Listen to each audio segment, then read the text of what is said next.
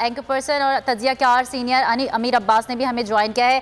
अमीर अब्बास, यकीनन खुशी की खबर है बोल के लिए भी और सहाफ़त के लिए भी, जमहूरियत के लिए भी कि बोल न्यूज़ के एंकर जमील फारूकी की ज़मानत मंजूर कर ली गई है। अदलिया की जानिब से बेहतरीन मेरिट पर फैसला किया गया है। जी, जैसे सदीक आपके साथ मौजूद और बता रहे थे, सदीक जान समेत बाकी जितने लोग भी जमील की हर हेयरिंग पर वहाँ मौजूद रहे सपोर्ट के लिए, और जिन्होंने सोशल मीडिया पे आवाज़ उठाई, एक दबाव बरकरार रखा कि कहीं कोई नाइंसाफ़ी ना हो जमील के साथ, मैं समझता हूँ वो तमाम लोग आज मुबारकबाद के मुस्तहिक हैं। और अगरचे ताख़ीर हुई है, ज़मानत बहुत पहले हो जानी चाहिए थी, लेकिन फिर भी चले तकरीबन 8 से 10 दिन जमील रहा है कस्टडी में। और पुलिस का जो किरदार था वो भी इंतहाई शर्मनाक था।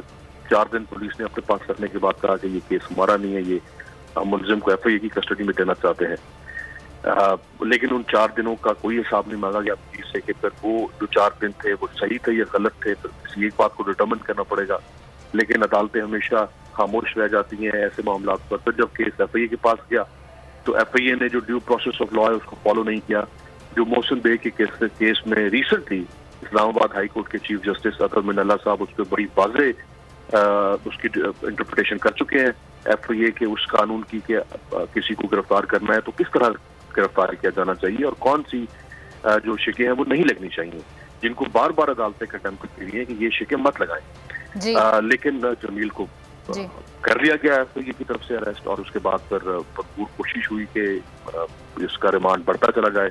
आज अदालत ने इंसाफ किया है और जमील को जमानत मिली है। अब देखते हैं केस तो बहरहाल आगे चलेगा। यकीनन खुशी की खबर है, जमील फारूकी को जमानत मिल गई अदालत की जानिब से। बहुत शुक्रिया आप सबका, जाहिद फारूक, अमीर अब्बास और सिद्दीक जान।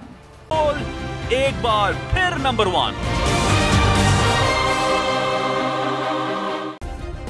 सब्सक्राइब करें और बेल दबाएं ताकि कोई खबर रह न जाए।